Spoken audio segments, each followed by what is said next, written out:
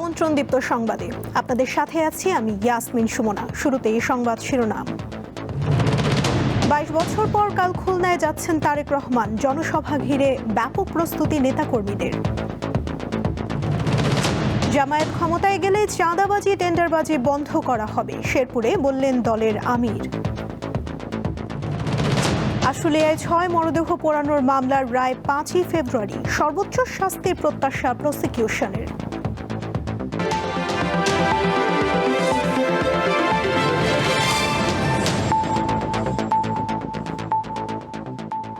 এবারে বিস্তারিত।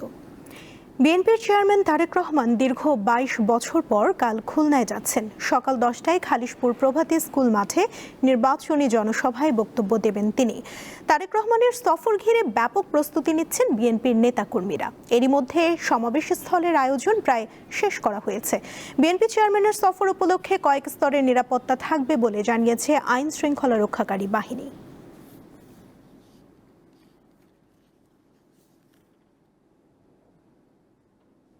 আমরা সর্বোচ্চ চেষ্টা করব তার জনসভায় সমগ্র মহিলাদেরকে নিয়ে খুলনার আমরা তার জনসভায় পৌঁছে যাওয়ার জন্য। উনি এসেই বলেছেন আই হ্যাভ এ প্ল্যান।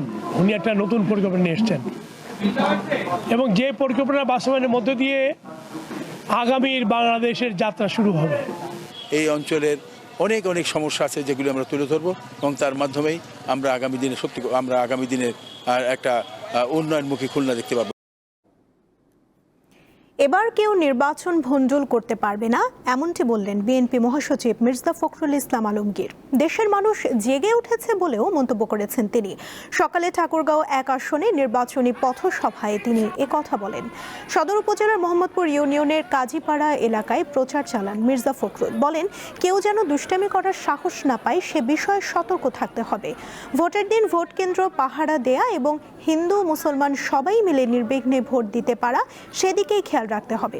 এ সময় ঠাকুরগাঁওয়ের শহীদ মামুনের বোন তার মাটির ব্যাংকে সঞ্চিত অর্থ বিএনপি মহাসচিবের হাতে তুলে দেন। এতে আবেগ আপ্লুত হয়ে পড়েন মির্জা ফখরুল ইসলাম আলমগীর।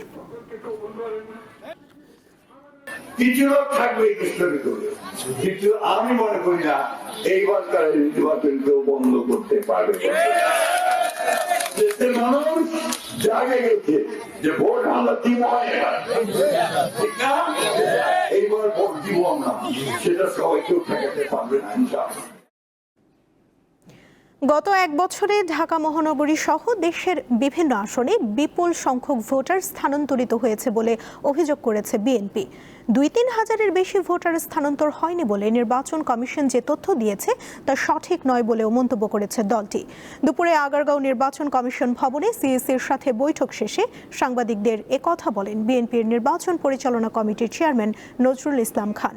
তিনি অভিযোগ করেন, একটি রাজনৈতিক দলের বিরুদ্ধে এমন সব আচরণবিধি লঙ্ঘনের অভিযোগ রয়েছে যা শুধু আইন ভঙ্গ নয়, ধর্মীয় বিশ্বাসেও আঘাত হানছে, অথচ ইসি ব্যবস্থা নিচ্ছে না।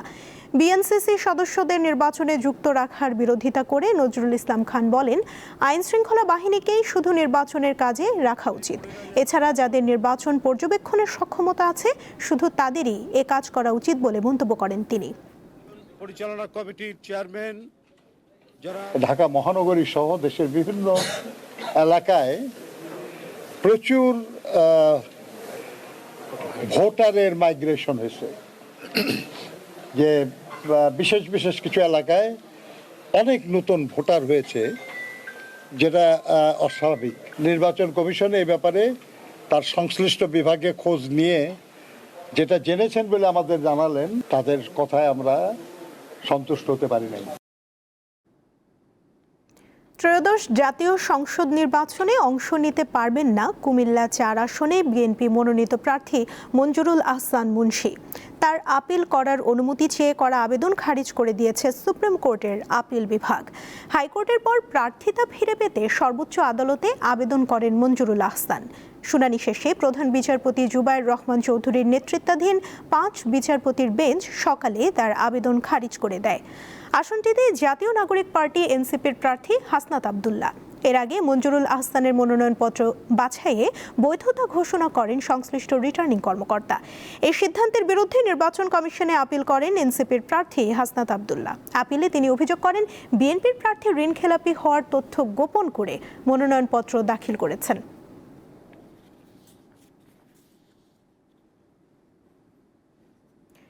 জামায়াতে ইসলামীর আমির শফিকুর রহমান অভিযোগ করেছেন, একটি দল ২৪-এর গণঅভ্যুত্থানের পর নিজেদের ২ শতাধিক লোককে দুনিয়া থেকে সরিয়ে দিয়েছে। এমন রাজনীতি জামায়াতে ইসলামী চায় না। আজ শেরপুরে নির্বাচনী জনসভায় তিনি কথা বলেন। জামায়াতের আমির আরও বলেন, তার এক্স অ্যাকাউন্ট অর্থাৎ টুইটার অ্যাকাউন্ট হ্যাক করে নারীদের নিয়ে কুৎসা রটিয়ে বিভ্রান্তি ছড়ানো হচ্ছে।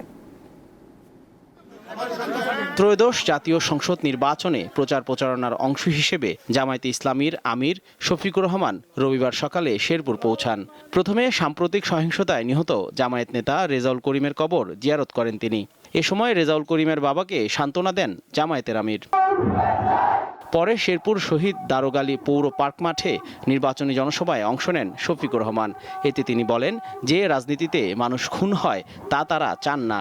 আমরা তো তাদের দল না, ভিন্ন দল। তারা তো নিজের দলেরই ২ শতাধিক মানুষকে দুনিয়া থেকে বিদায়, মানুষকে নিরাপত্তা দেওয়ার পরিবর্তে মানুষকে খুন করে ফেলে। এটা আবার কোন রাজনীতি?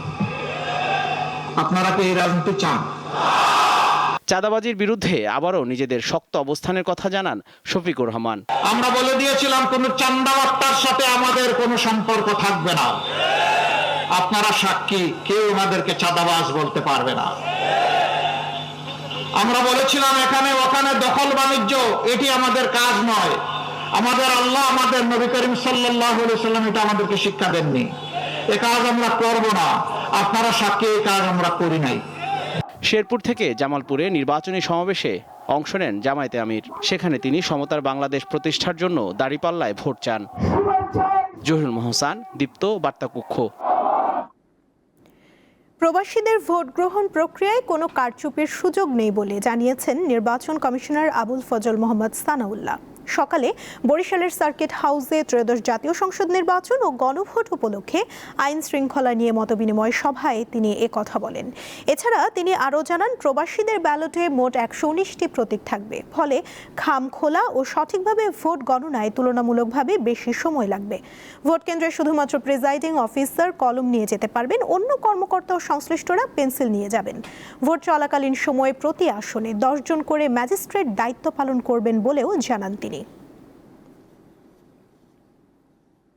দৃঢ়ভাবে কাজ করে যাবেন, কারণ আপনি দৃঢ় থাকলে পারে আরেকজন আপনার উপর চান্স নিবে না। তার মানে এই নয় যে আমরা সবখানে শুধু বল প্রয়োগ করবো না, আমরা মধ্যপন্থা অবলম্বন করব, আমরা গ্র্যাজুয়াল রেসপন্সে যাব, কিন্তু এট দ্য সেম টাইম আমরা কোনো নমনীয়তা দেখাবো না যেখানে দুষ্টামি হচ্ছে। জুলাই আগস্ট আন্দোলনে ঢাকার আশুলিয়ায় ৬ জনের মরদেহ পোড়ানো এবং একজনকে হত্যার অভিযোগে দায়ের মানবতাবিরোধী অপরাধের মামলার রায় ৫ই ফেব্রুয়ারি। মামলার ১৬ আসামির মধ্যে ৮ জন কারাগারে আছেন, বাকিরা পলাতক। আসামিদের সর্বোচ্চ শাস্তি প্রত্যাশা করছে আন্তর্জাতিক অপরাধ ট্রাইব্যুনালের প্রসিকিউশন। দর্শক, আমরা চলে যাচ্ছি পরবর্তী সংবাদে। ঢাকা উত্তর সিটি কর্পোরেশনের প্রশাসক মোহাম্মদ এজাজের দেশ ত্যাগে নিষেধাজ্ঞা দিয়েছে আদালত। দুদকের আবেদনের পরিপ্রেক্ষিতে রোববার ঢাকার মেট্রোপলিটন সিনিয়র স্পেশাল জজ সাব্বির ফয়েজ এই আদেশ দেন। দুদকের পক্ষে সংস্থার সহকারী পরিচালক আশিকুর রহমান দেশ ত্যাগে নিষেধাজ্ঞা চেয়ে আবেদন করেন। এতে বলা হয়, মোহাম্মদ এজাজের বিরুদ্ধে ক্ষমতার অপব্যবহার করে নানাবিধ অনিয়ম, দুর্নীতি ও ঘুষ গ্রহণের অভিযোগের অনুসন্ধান চলছে। ঢাকা উত্তর সিটি কর্পোরেশনের অধীনস্থ মিরপুর গাবতলী পশুরহাট ইজারা, ই রিকশা প্রকল্প, বনানী কাঁচাবাজারের দোকান বরাদ্দ, ফুটপাতের দোকান বরাদ্দ সহ ঢাকা উত্তর সিটি কর্পোরেশনের স্বার্থ সংশ্লিষ্ট অন্যান্য নানা বিষয়ে তার বিরুদ্ধে অভিযোগ রয়েছে।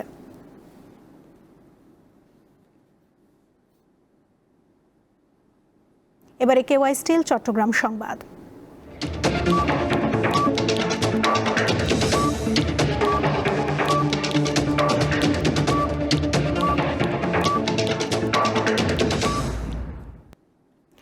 নির্বাচনের আগে যে হত্যাকাণ্ড ও সহিংসতা হচ্ছে তা দলীয় কোন্দল ও নিজেদের মধ্যকার দ্বন্দ্ব থেকে হচ্ছে। এক্ষেত্রে দলের মধ্যে বোঝাপড়া ও সচেতনতা বাড়ানো প্রয়োজন বলে মন্তব্য করেছেন স্বরাষ্ট্র উপদেষ্টা জাহাঙ্গীর আলম চৌধুরী। দুপুরে চট্টগ্রামের ওয়ার্ল্ড ট্রেড সেন্টারে নির্বাচন নিয়ে আইন শৃঙ্খলা বাহিনীর সাথে মত বিনিময় সভায় কথা বলেন তিনি। আইন শৃঙ্খলা পরিস্থিতি নিয়ন্ত্রণ করা খুব কঠিন কাজ উল্লেখ করে তিনি বলেন, নির্বাচন ঘিরে চট্টগ্রামে আইন শৃঙ্খলা বাহিনীর যে প্রস্তুতি রয়েছে তা সন্তোষজনক। তারা যেভাবে পরিকল্পনা করেছে সেভাবে এগিয়ে গেলে নির্বাচন সুষ্ঠু, উৎসবমুখর ও নিরপেক্ষ হবে বলে আশা প্রকাশ করেন তিনি। এ সময় নির্বাচন নিয়ে ফেসবুকে যেসব গুজব ছড়াচ্ছে, শক্তিশালী সাংবাদিকতা দিয়ে সেসব প্রতিরোধের আহ্বান জানান তিনি।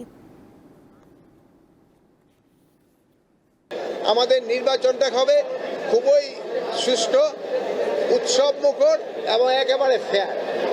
এখানে কোনো ধরনের কোনো অসুবিধা হবে না। ব্রাহ্মণবাড়িয়া জেলা কারাগার থেকে হাজতে পালিয়ে যাওয়ার ঘটনায় দায়িত্বে অবহেলার অভিযোগে 6 জন কারারক্ষী ও একজন ডেপুটি জেলারকে সাময়িক বরখাস্ত করা হয়েছে। বিষয়টি তদন্তে 3 সদস্যের কমিটি গঠন করা হয়েছে। এ ঘটনায় জেলার মঞ্জুরুল ইসলাম বাদী হয়ে ব্রাহ্মণবাড়িয়া সদর মডেল থানায় মামলা করেছেন। 29 জানুয়ারি বেলা 12টার দিকে হাজতি দিদার হোসেনের জামিন সংক্রান্ত কাগজপত্র কারাগারে পৌঁছালে মুক্তির প্রক্রিয়া শুরু হয়। এ সময় অন্য হাজতি হৃদয় নিজেকে দিদার পরিচয় দেয়। কেস হিস্ট্রি টিকেটে থাকা ছবি সরিয়ে ফেলার অভিযোগও রয়েছে। এ বিষয়ে ব্রাহ্মণবাড়িয়া কারাগারের জেল সুপার ওবায়দুর রহমান জানান, এই ঘটনায় 6 জন কারারক্ষী সহ একজন ডেপুটি জেলারকে সাময়িক বরখাস্ত করা হয়েছে।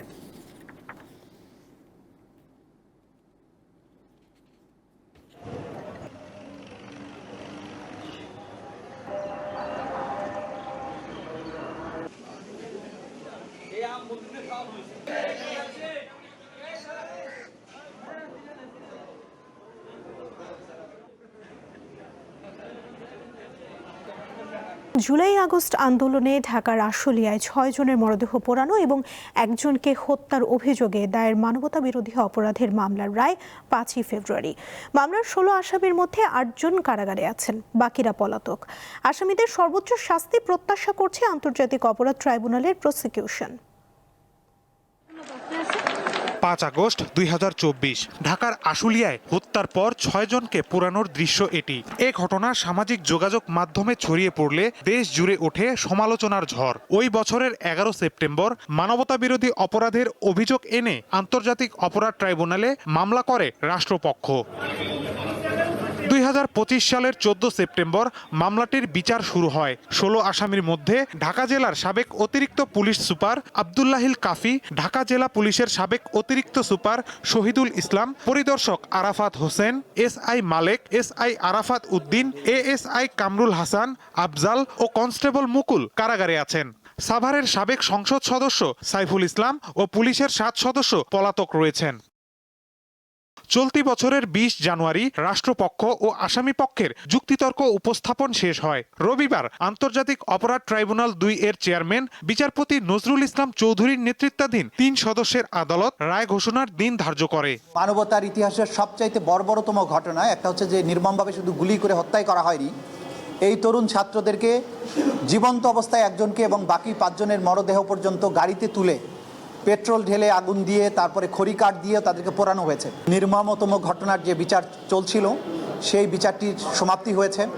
আগামী 5ই ফেব্রুয়ারি আন্তর্জাতিক অপরাধ ট্রাইব্যুনাল 2 আশুলিয়ায় ওই নির্মম হত্যাযজ্ঞের মামলায় রায় ঘোষণা করবেন। নজিরবিহীন এ ঘটনায় আসামিদের সর্বোচ্চ শাস্তি হলে ন্যায় বিচার নিশ্চিত হবে বলে মনে করে রাষ্ট্রপক্ষ। পৃথিবীর ইতিহাসে এরকম বর্বরতার নজির খুব কম আছে। সুতরাং একটা সভ্য দেশে পুলিশ বাহিনীর সদস্য হয়ে যারা জাতির সূর্য সন্তানদেরকে এভাবে হত্যা করেছে তাদের অপরাধ ক্রিস্টাল ক্লিয়ারভাবে প্রমাণ হয়েছে। অপরাধীদের চেহারা ভিডিওগ্রাফির বা ভিডিওর মাধ্যমে চিহ্নিত হয়েছে। ঘটনাস্থলে লাইভ উইটনেস আছে এবং প্রত্যক্ষদর্শী সবাই সাক্ষী দিয়েছেন। কাচের মতো স্বচ্ছভাবে প্রমাণিত হয়েছে। সুতরাং আসামিদের সর্বোচ্চ শাস্তি আমরা প্রত্যাশা করি। আশুলিয়ায় 6 মরদেহ পোড়ানোর মামলার মাধ্যমে আন্তর্জাতিক অপরাধ ট্রাইব্যুনাল 2 প্রথমবারের মতো রায় দিতে যাচ্ছে। আগের 2টি রায় হয়েছে ট্রাইব্যুনাল 1-এ। মাহিদুর রহমান, দীপ্ত সংবাদ, ঢাকা। নবম পে স্কেল বাস্তবায়নের দাবিতে বিভিন্ন জায়গায় মানববন্ধন করেছে জেলা প্রশাসনের কর্মচারীরা। সকালে মাগুরা জেলা প্রশাসকের কার্যালয়ের সামনে মানববন্ধনে জেলা প্রশাসনের বিভিন্ন দপ্তরের কর্মচারীরা অংশ নেন। এ সময় বক্তারা বলেন, দীর্ঘদিন ধরে জেলা প্রশাসনের কর্মচারীরা বৈষম্যের শিকার হয়ে আসছেন। অন্যান্য সমমানের দপ্তরের তুলনায় তারা ন্যায্য সুযোগ সুবিধা থেকে বঞ্চিত। অবিলম্বে নবম পে স্কেলের প্রজ্ঞাপন জারি করে তা কার্যকর করার দাবি জানান তারা। সুনামগঞ্জ জেলা প্রশাসন কার্যালয়ের সামনে বিক্ষোভ মিছিল করেছেন জেলা প্রশাসনের কর্মকর্তা কর্মচারীরা। তারা বলেন, 11 বছর ধরে বেতন বৃদ্ধি না হওয়ায় কর্মকর্তা কর্মচারীরা হতাশ। তারা মানবেতর জীবনযাপন করছেন। কর্মক্ষেত্রে গতি আনতে দ্রুত বেতন স্কেলের প্রজ্ঞাপন দিয়ে তা বাস্তবায়নের দাবি জানান তারা।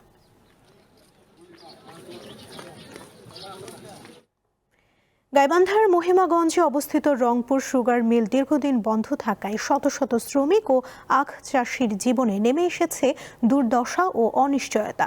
সরকারি এই প্রতিষ্ঠান চালু না থাকায় অনেকটাই স্তীমিত হয়ে পড়েছে ওই অঞ্চলের অর্থনীতি। এটি দ্রুত চালুর দাবি শ্রমিক ও আখ চাষিদের। নানা দিক থেকে পিছিয়ে পড়া উত্তরের জেলা গাইবান্ধার একমাত্র কৃষিভিত্তিক ভারী শিল্প কারখানা রংপুর চিনিকল 1957 সালে দৈনিক 1000 মেট্রিক টন উৎপাদন সক্ষমতা নিয়ে এটি আখ মারাই কার্যক্রম শুরু করে। তখন থেকে এই চিনিকল ঘিরে সৃষ্টি হয় শ্রমিকদের কর্মযজ্ঞ। 2020-21 সালে মারাই মৌসুম শুরুর আগে মিল আধুনিকায়নের নামে কর্তৃপক্ষের নির্দেশে আখ মারাই স্থগিতের ঘোষণা দেওয়া হয়। এরপর থেকে চিনিকলের ভেতরে শুনশান নীরবতা। খোলা আকাশের নিচে পড়ে থাকা কোটি কোটি টাকার যন্ত্রপাতি ও যানবাহন মরিচা পড়েছে। মেলের শ্রমিক ছিলাম, শ্রমিক থাকাকালীন খুব ভালো ছিলাম। দীর্ঘদিন থেকে আমাদের এই মেলটা বন্ধ হওয়ার কারণে আমাদের অনেক অসুবিধা হয়ে গেছে।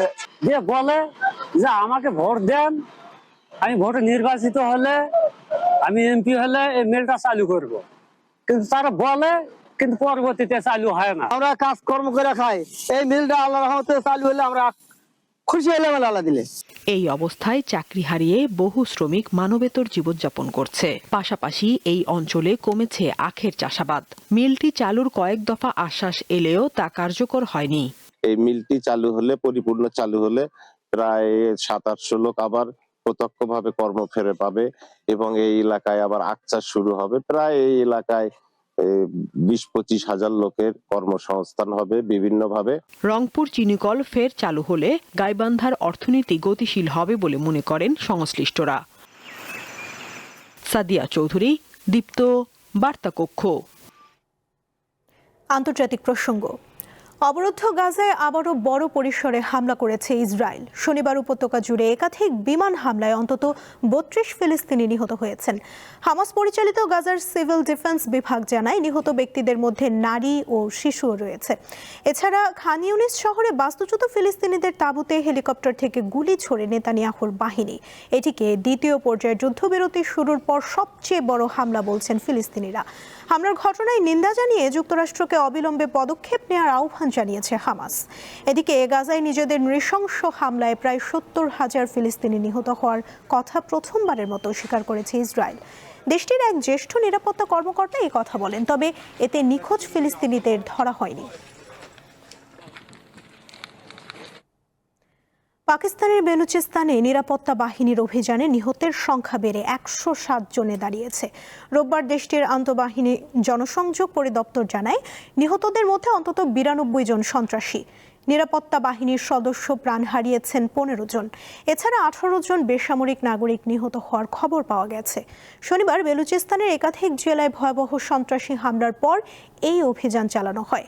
সন্ত্রাসবাদ নির্মূল না হওয়া পর্যন্ত অভিযান চলবে বলে ঘোষণা দিয়েছেন পাকিস্তানের প্রধানমন্ত্রী শাহবাজ শরীফ। এদিকে শনিবারের সন্ত্রাসী হামলার নকশা ভারত থেকে করা হয়েছে বলে অভিযোগ তুলেছেন পাকিস্তানের স্বরাষ্ট্রমন্ত্রী মোহসিন নাকভি ও বেলুচিস্তানের মুখ্যমন্ত্রী সরফরাজ বুগতি। এর আগে গতকাল বেলুচিস্তানের বিচ্ছিন্নতাবাদী সংগঠন ফিতনা আল হিন্দুস্তান এর সদস্যরা কোয়েটা, মাস্তুং, নুশকি, খারান সহ বেশ কিছু এলাকায় একযোগে হামলা চালায়। এতে নারী, শিশু ও শ্রমিক সহ 18 জন নিহত হয়।